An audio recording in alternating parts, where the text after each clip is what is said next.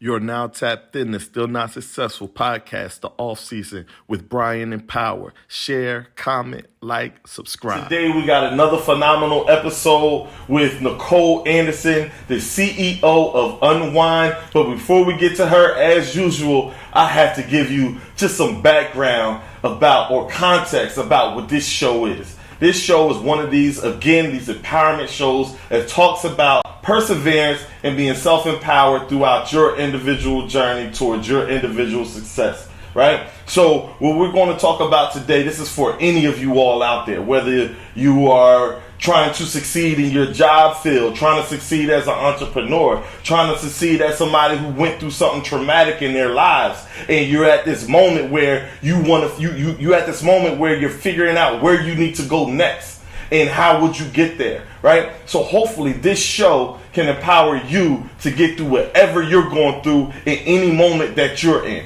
So we're going to start with Nicole Anderson. Tell us about yourself. I'm Nicole Anderson. So excited to be here. And I am the CEO of Unwind, a wine boutique collection that just recently launched September 2020. I'm excited. Hey, congratulations. Thank you.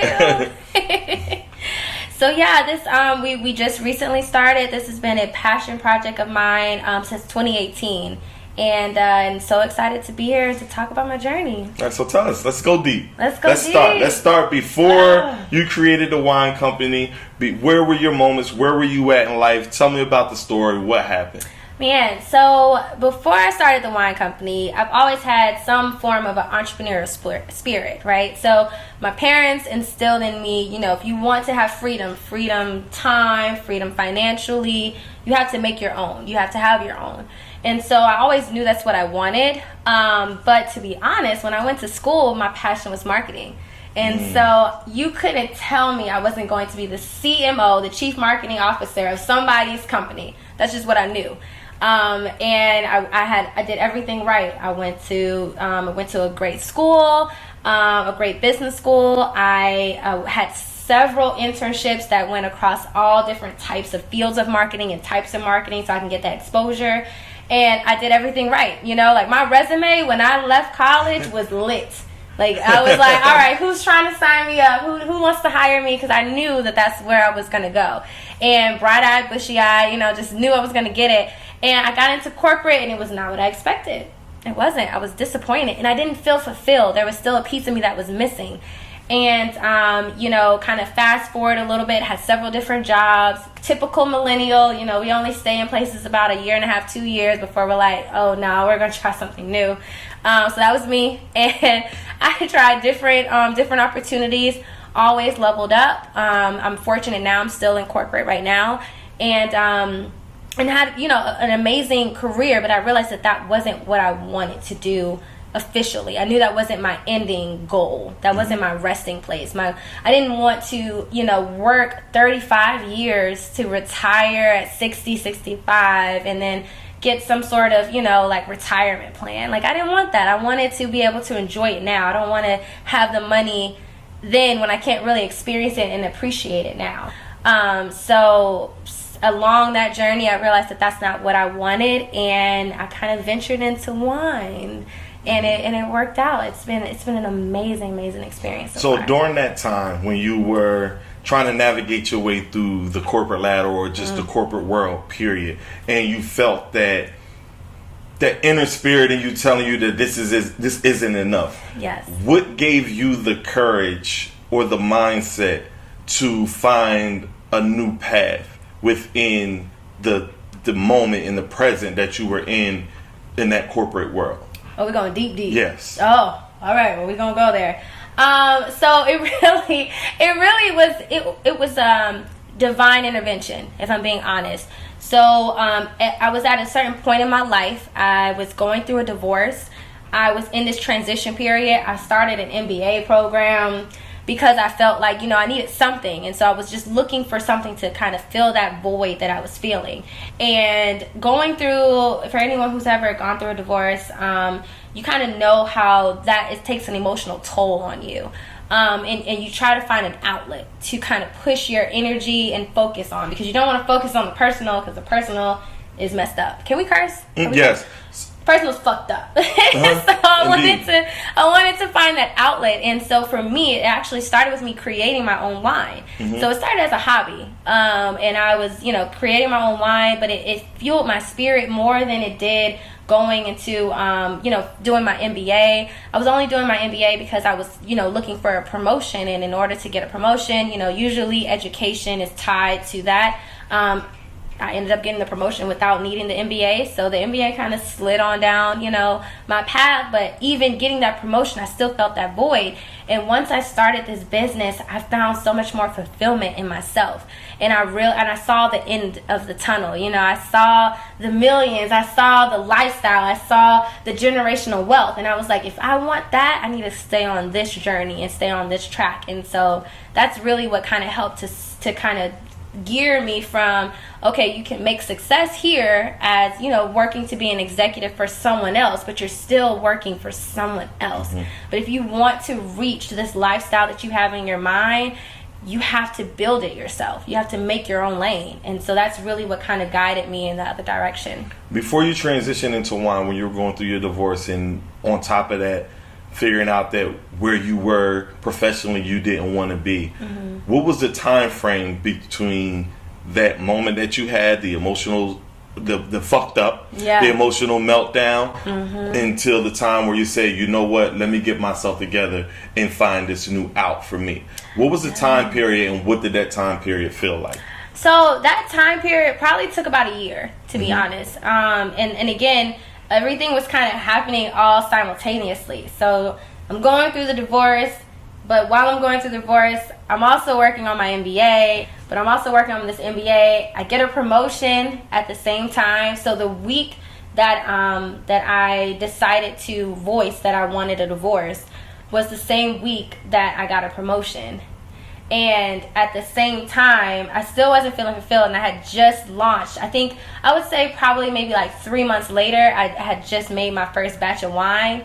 And at that time, through the process that I was going through, it took about 30 days to make it. So, I was going through that process as well. So it was a lot compacted into like one time frame. It wasn't like a How did you manage transition. all those emotions? I'm a Gemini. That's what we do. And I'm a woman, so we multitask. No, but it was honestly, it was easy. It was easy because I was able to stop one and do another. And again, going through that divorce, you're looking for outlets to kind of push your energy and your mind towards. So I was getting up at like 4 or 5 in the morning to get to work. And then when I got off of work, I would immediately go and either work on the wine or go and do my MBA. So, it was an easy transition. It filled my day. And once I realized that the MBA wasn't going to necessarily afford me what I was looking for, I kind of just let that go by the wayside. Literally had I think I had like a semester left before I was going to graduate. So it's not like I just started it and was like, all right, I'm a semester and I'm going to kill it. I literally had all my credits. I had 1 semester to go before I graduated, and I just said, no, I'm going to let it go and pursue this entrepreneurial aspect. So, yeah. Right. So I asked you those last 2 questions because when we get to a certain level in our lives, right, and all of the things that we've been through, we kind of wash over them. We talk over them, especially in moments like this. We'll talk over them. Yeah, I've done that, and then I moved on, and I did this, but we don't speak about those specific moments. So our viewers that's out there are actually going through it now. Yes. Some people go through those breakup periods and don't find themselves again for another 4 or 5 years.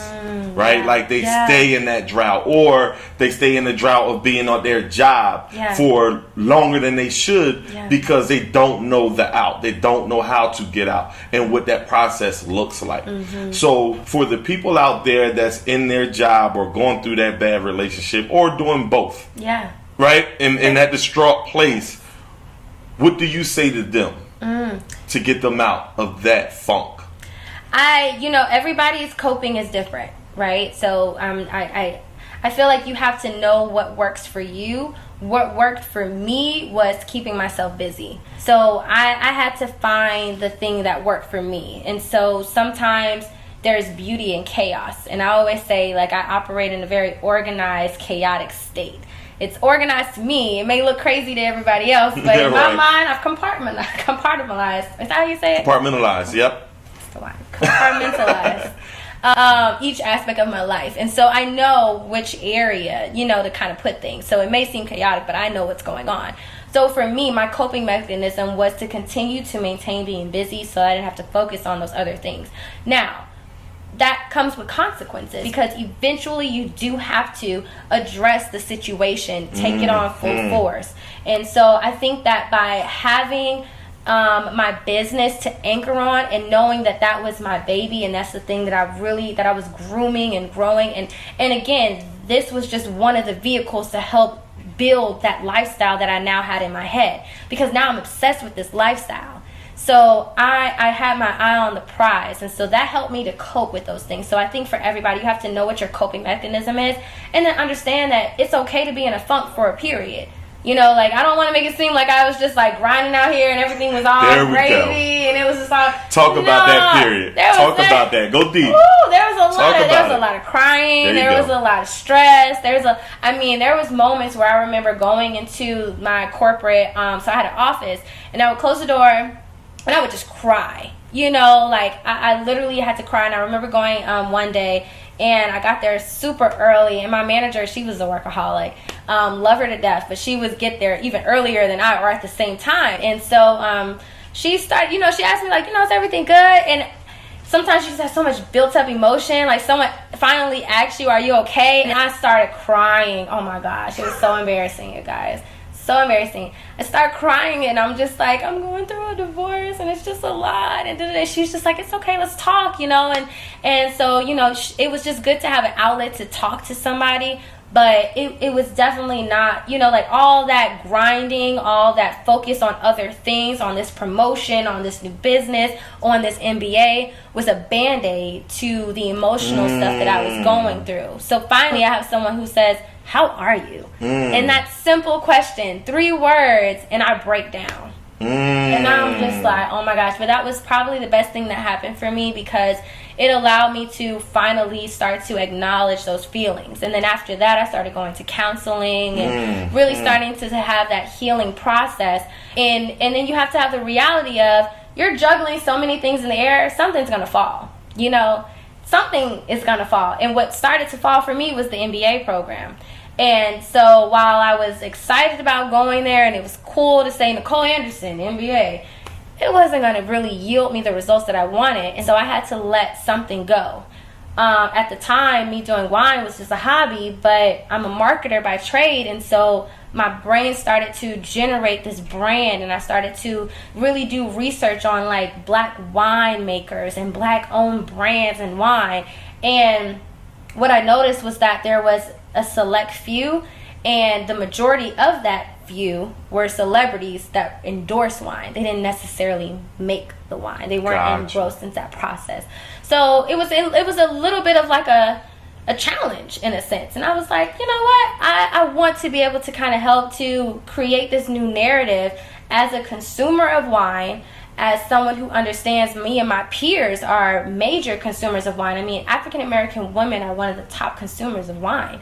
And yet we aren't represented in any part of that process, from producer to manufacturer to distributor to even liquor store owners. I mean, there's a whole value chain where we're at the very end. We're giving you our money, but we're not a piece of that value chain. So I wanted to change that narrative, and then also, indulge in the thing that I enjoy, right? So this brand was really based off of the thought of unwinding, right? It's based off the fact that we are going through this journey of life, and we have to take those periods and points to really relax and enjoy it. And whether that means having a moment to cry with your manager because someone asks you, how are you? And you're like, oh my gosh, let me get it together. Or is it, just enjoying, the milestones that we hit. But as millennials, what I find when I talk to my friends is that we're all just on the prize. We see the light at the end of the tunnel, and that's all we're focused on.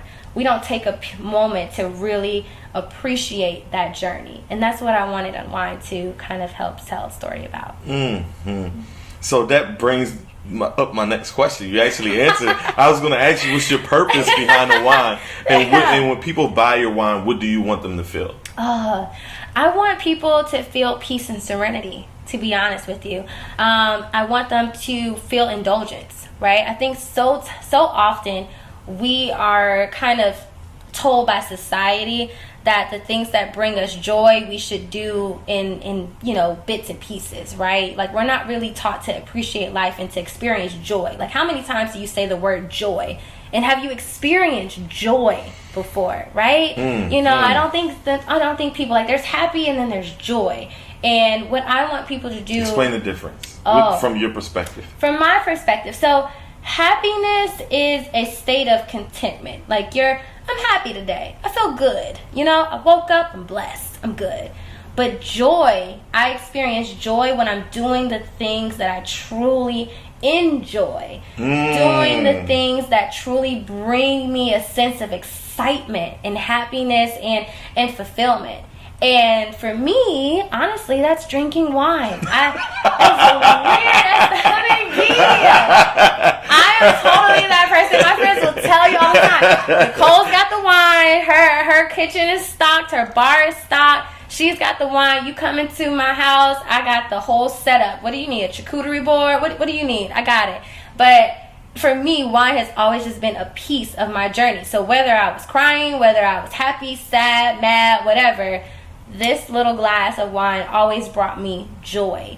And so I wanted for people to really start to experience joy in some form or fashion. Find your peace, find your indulgence, relax and feel okay with sitting back and understanding that it's okay to take a moment to appreciate the journey. I think sometimes, we get caught up in like thinking about the big goals that we miss those small little milestones, those small little rocks, those little pebbles that are equally as important, but we don't celebrate those, right? And so I want people to take a moment to celebrate those, right? We should. Indeed. They're all part of the journey and part of the process.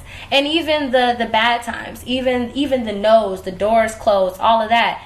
There's a wine for you in that moment. Shout out to the shameless plug, In My Feelings, that's going to come out later this year, which is inspired by that, right? Because the fact that we have those moments where it's okay to be in your feelings. The idea is that you don't want to stay there. So to answer your previous question, when people are going through different, struggles in their life, it's okay to be in your feelings. It's okay to experience those emotions, to evoke them. Be in that moment, because that's just going to help to create the story for your life. But don't stay there. I think that's the big piece, is that you have to keep moving. So, as it relates to keep moving and not stay there, you started to play around with wine as just a hobby, and you decided not to stay there. What did that process look like for you, from it not staying there to being the first black woman to be in this wine industry and do my thing? What did that process look like, and how much empowerment did you need to get there? I needed a lot of empowerment, to be honest. It wasn't until, funny story, I don't think I've ever told this story. So I made my first batch of wine January of, I want to say it was 2017 or 2018.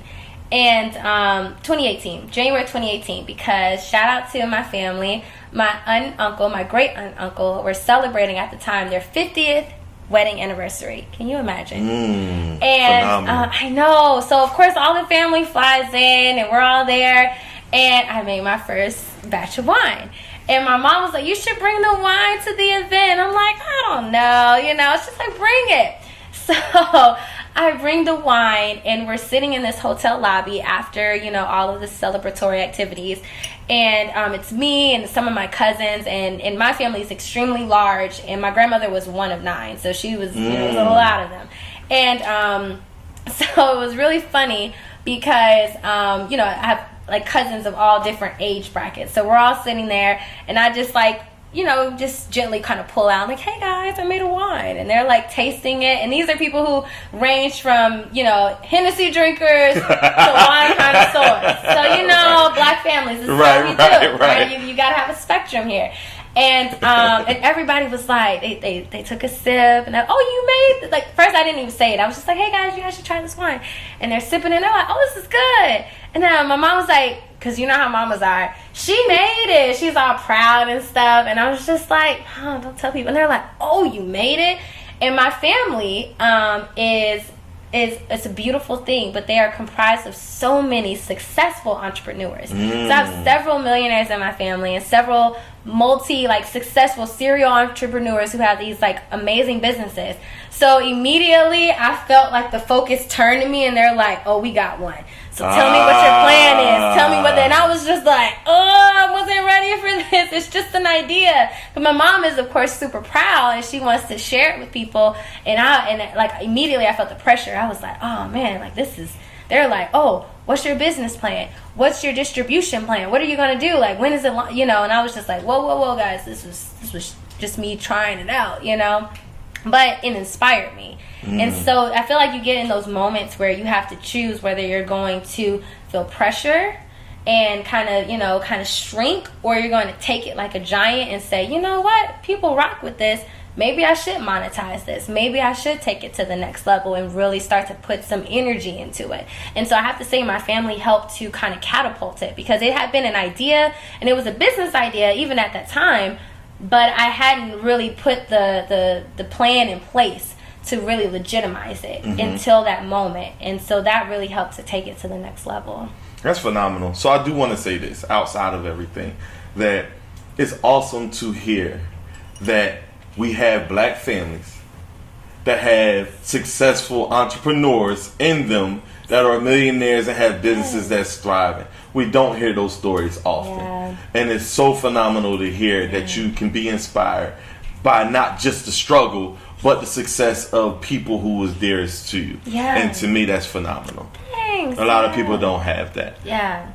I'm blessed, man. That was definitely, it's one of those things where it's a good and a bad thing, because there's a lot of pressure that comes with that, because people's eyes are on you. So you're literally the next generation, so they're looking to you to kind of be that new spearhead. And I was like, whew, am I ready for that responsibility and all the things that come with it?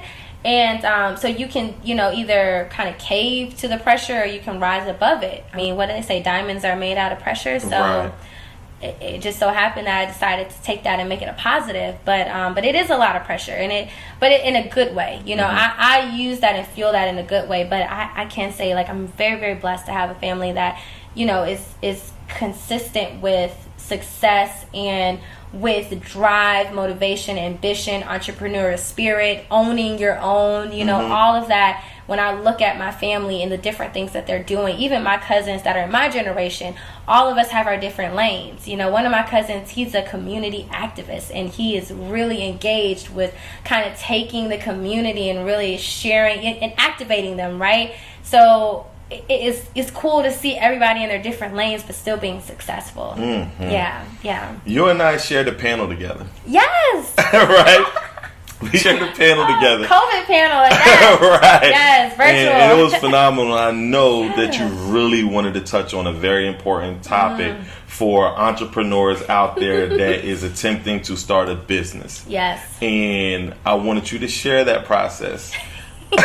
Or share that story and that encouragement, the words of empowerment, because we always hear those words, chase your dream, do those things, those simple words. But when you get into those business, when you get into the business, it gets real. And business is about return on investment, financial investment. Yes. So please speak to the people. Yes. That's so funny. We were on the panel, and so I did want to talk to people about that. So, interestingly enough, I kind of alluded to it a little bit. My background is purely marketing. I literally remember the day where me and math parted ways. It was 5th grade. His name was Dr. Newby, and that was Algebra 101. And that's when they started introducing letters and numbers together. And I was like, you know what? This ain't for me. I'm done with math. That's when I realized it. But I say that because even in Georgia State, I'm probably telling on myself. This is gonna sound so bad. I literally. You shouted out the college and everything. Oh my gosh! That's so We're gonna bleep it out. Go ahead. But Georgia State is real GSU, by the way, for all my Georgia Southern people. But the shots. Yeah, I know, that's fine a little bit. I literally flunked accounting 3 times. 3 times. I know what was going on. I wasn't focused. I wasn't really putting my time into it, but I flunked it 3 times. So I say all that to say that the finance aspect of business was not my forte per se. But when you're a business owner, I mean, we get into this business to make money. Like, it's a lifestyle that we're chasing, right? We're not doing it for free, for fun. So you have to learn. And so one of the things that I wanted people to understand is the importance of truly getting that background knowledge about your finances. Do it and legitimize your business. I run into so many businesses now that are absolutely great ideas. But when I start to dig into the details about, do you have a business plan? Have you, is your business registered in the state that you're in? Do you have a CPA, to someone to handle your accounting? Do you have a balance sheet? Show me your income statements. Like, there's so many different aspects of business on the financial side that we don't talk about. And the financial side is really what drives a lot of the other business operations. And so one of the things that I want to talk to people about is that don't kind of shy away from it. Sometimes we see the finance side of it and we get a little overwhelmed because the numbers, you just don't understand. But that is the bread and butter of your business. You have to take a moment to really get to understand the financial aspect of your business. What does that look like? So for me, COVID was a blessing and a curse. This quarantine, I should say. I shouldn't say COVID, but the quarantine period that we had was a blessing and a curse. It allowed me to really have the time to sit down and work on my numbers. So how to price your product. That's a big thing. Like, if I were to ask some people, and I do, like, what's the cost of goods sold? Like, how much does it cost to produce your product? And people are like, I don't know. And I'm like, you got to think about all of that. Don't just tell me the cost of manufacturing. You have to include the cost of your marketing. You need to include the cost that you want to pay yourself. You need to include the cost of shipping. Like, a lot of those little bitty aspects of the cost of one product. What's the cost to acquire a customer? People's eyes start getting twisted a little bit. Like, well, how do you even calculate the cost of acquiring a customer? Well, there's a whole calculation for that. So what I want to encourage businesses to do is you have 2 opportunities, right? You can do this as a side hustle, or you can do it as a business. And I remember I had a friend ask me that. He was like, are you a hobby? Are you a hustler? Is this a side hustle, or is this a business? Because you operate differently. If it's a hustle, cash at me. I don't care. Uncle Sam ain't gonna tax me on my cash app. But if you're a business and you're trying to grow to create an organization, well, now we need to legitimize that, right? You need to have, do you have a DUNS number? Do you have a, like all these little things that come with being a legitimate business and being able to take advantage of some of these government assistant programs. Like, a lot of people, it was the funniest thing. I'm telling on myself. I'm gonna tell the real story.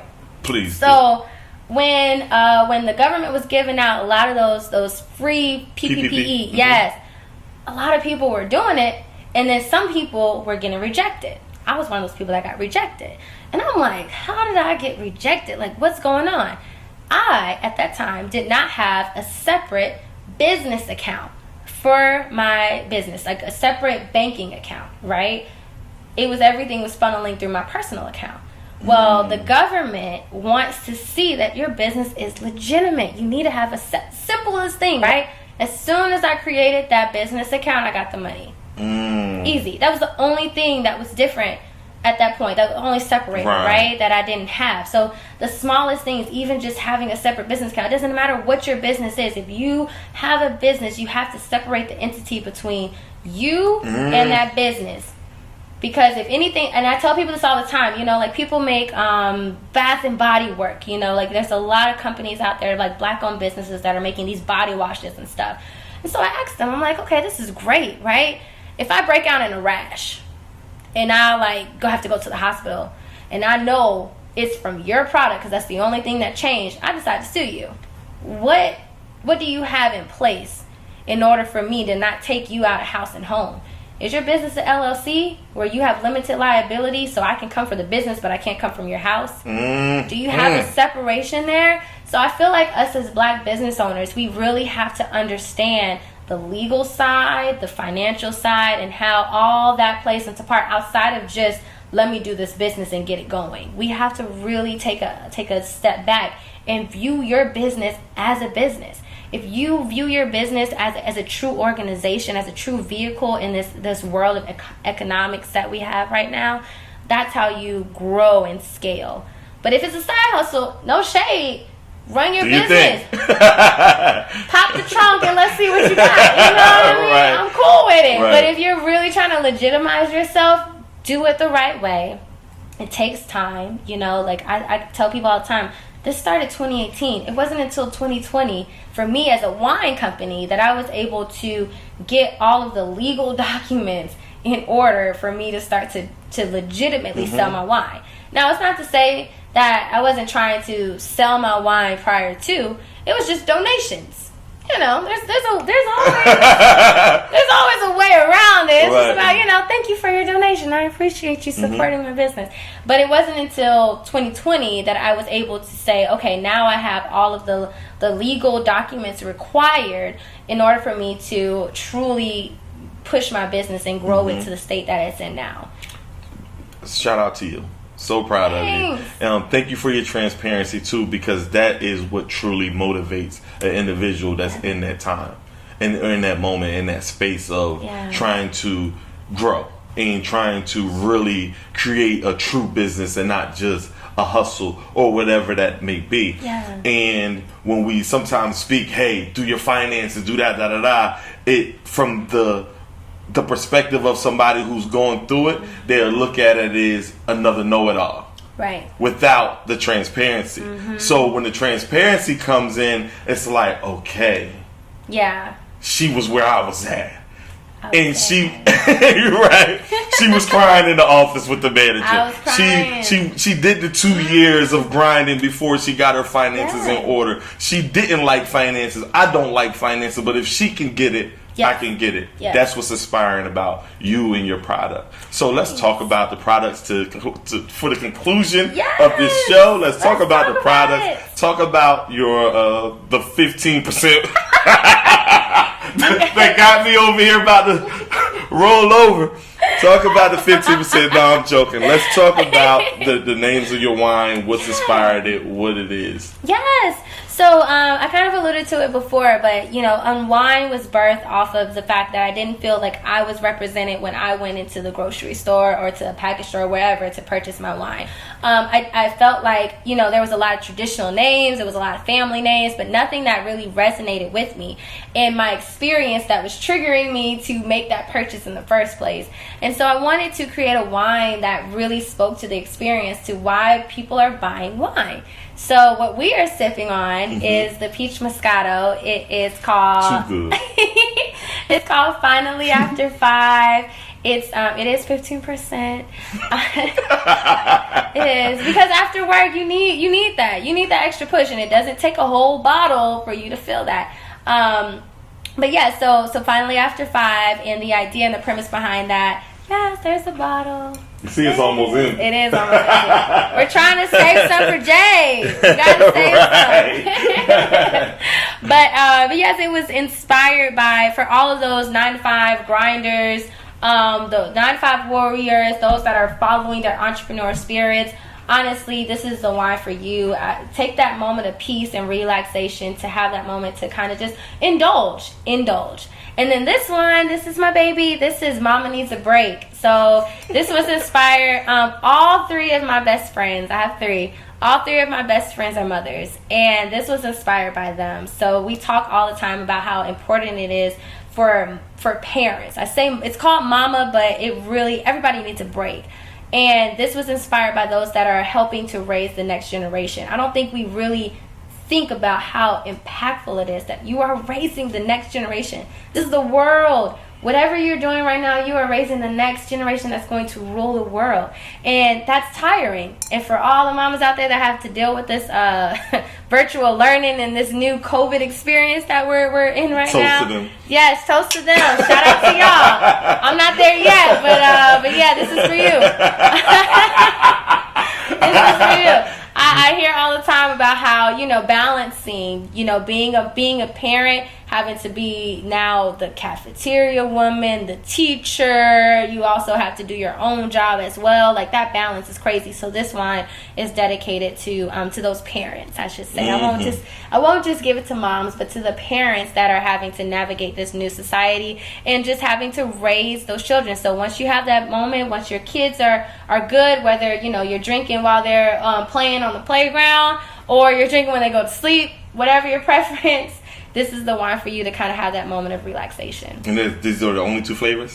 So, we're about to release the next one. Talk about it. We're about to release the next one, which is a mango wine. Okay. And that one's called Girls Night In. So that was inspired for all those like game nights and all the girls' nights that I've had. For us sometimes, and I think guys can relate to this as well. Sometimes when you get together with your people and with your crew, that's your therapy session. Like you can just like talk shit, you can have fun. Women were always like, girl, let me tell you about this person because he was tripping. Like, that's usually our therapy session. And so I wanted to create a wine that kind of spoke to those moments as well, when you're just around your crew and you want to have a good time and just have those moments with your people. So yeah, that's the next one that's coming out. Awesome. I'm really excited. Awesome. Yeah. I'm proud of you. Thank you. I'm proud of you. Thank you. So, of course, the title of this show is Still Not Successful. Yes. So, as it relates to this title, this will be my last question for you. Do you feel as though right now, with everything that you're doing, are you successful? Whew. I need to take a sip on that. Lord. No. Nowhere near it, right? I feel like the goalpost keeps moving, because as you continue to hit a milestone, there's something else that you want to achieve, and I feel like I'm constantly evolving and wanting more and trying to, again, moving that goalpost to another level. So I wouldn't say that I'm successful yet. I think I know what my definition of success is, and when I get there. But the journey has been amazing, and I wouldn't change it for the world, to be honest with you. So I'm not there yet. We're working on it. Give me a couple years. And let's revisit this conversation. But definitely not there yet. But excited to kind of reach that milestone and continue to grind for it. Awesome. So the title for you right now, the title of Still Not Successful, is more of a motivation. It is. That, no, I'm not there yet, but I have this vision. It has nothing to do with anyone else's vision or what they define success is. Exactly. But it's mine. Until I get that, I'm going to continue hitting these milestones. Perfect. To your point, everybody has their own definition of success, right? And so I know what mine is, and that's what I'm working on, but it's not to negate anybody else's. But I just know, like, for me, I'm still on that grind. I'm still on the hunt. You probably, honestly, I might even hit that level and the goalpost probably changed, and you're going to ask me again. I'm like, no, I ain't there yet. Now I want a wine company. I want wine stores all throughout America. Right. I want vineyards. I need to have worldwide global takeover type stuff going on. Right. Right. Yeah, but until that happens, we're still on the grind mode. But no, yeah, it's all about the grind, and I appreciate the journey. I enjoy it. The highs and the lows. Even the week that I launched, there were highs and lows. This week alone was highs and lows. I mean, you just deal with that as an entrepreneur. I think the state that we're in, I feel like sometimes people get caught up in seeing the end result sometimes and seeing people's success. And, you see these Instagram videos where people are like surrounded by like packages or a bunch of money. And it's like, especially like the Forex stuff, you see people like out there and it's just showing money and like, yeah, I got it. And I'm like, whew, yeah, that looks good. But the reality behind that is that, as a CEO, as a business owner, do not get it twisted. When you hit a hurdle, we're all hitting hurdles. I mean, like this week I got hit with 3, and it was like back to back to back, and I'm like, man, is it worth it? Don't get it twisted. We all think about it. We all have those moments like, do I really want to continue on this journey? Like, is this really what I want to do? So the glamorization of entrepreneurship is definitely projected a lot on social media, but the reality behind the scenes is that we are grinding. There's a lot of ugly days where it's just like you get hit back to back to back with problems. And as CEO, as a business owner, it's your responsibility to fix them, to find the solution. And so don't get it twisted by what you see on social media. You know, we make it seem like, oh yeah, turn up, I'm here. But the reality is, just an hour ago, somebody sent me an email on some crazy, and I'm trying to, in my mind, trying to figure out how I'm gonna, you know, figure this out, right? So it's a constant journey, it's a constant grind. And, you know, I think that it's good to showcase those high moments also. You know, don't get me wrong, like, I think it's great for people to show and express their success, but you also have to take a moment and realize, like, it's not sunshine and roses all day, every day. Indeed. So what's the last thing you need to tell the viewers that's out there on this journey to their individual success? You know, just to understand that there's a reality, you know, there's a yin to the yang, and to keep grinding. You know, don't be discouraged by the hurdles. I think that true entrepreneurs, when you get hit with a problem, that's when you have the opportunity to either go left or right? You can choose to say, you know what, this ain't for me, I don't want to deal with this. Or you're like, okay, let me find a way. When you have the determination, the solution will follow. All it takes is the determination to figure out what it is that you want. And if you know that you want to be successful, that you want this business to flourish and to thrive in the way that you want it to, then the solution is going to find its way to you. So just stay motivated. It's hard, I'm not going to lie to you. There's a lot of days where I'm like, is this really what I want to do? I could sell something else that doesn't require as much legal and regulatory issues, you know? But is it going to be as fulfilling? Are you going to appreciate it as much? You might not, you know? So don't be discouraged by the roadblocks that come along the way, and realize that we're all dealing with it. Yeah. That's awesome. It. Yes, to the wine. So tell the people where they can find you, your Instagram, your website, all social media platforms. Yes. So it's super easy. You can find us on Instagram and Facebook. It's Girls Just Wanna Unwind. Wanna, we're kind of doing slang, so it's WANNA.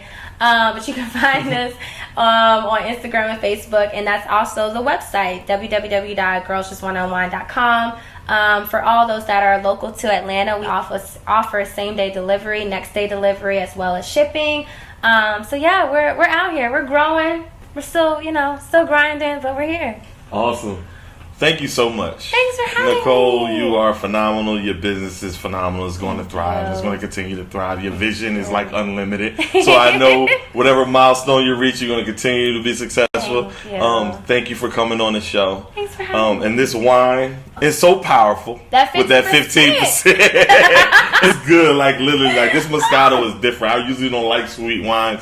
But with this peach infused in it, it takes away that sugary. Man. Yeah. The scientist. Like the milligram. Yeah, the science behind your wine is very much like in depth, and it's, you were strategic and you knew what you were doing when you were creating it. So, thank you all. Thank you, viewers, for tuning in to Still Not Successful.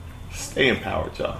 If you didn't get anything else from this show, it's about staying empowered through any challenge that you're facing during your journey on your individual success. You're now tapped in the Still Not Successful podcast, the off season with Brian and Power. Share, comment, like, subscribe.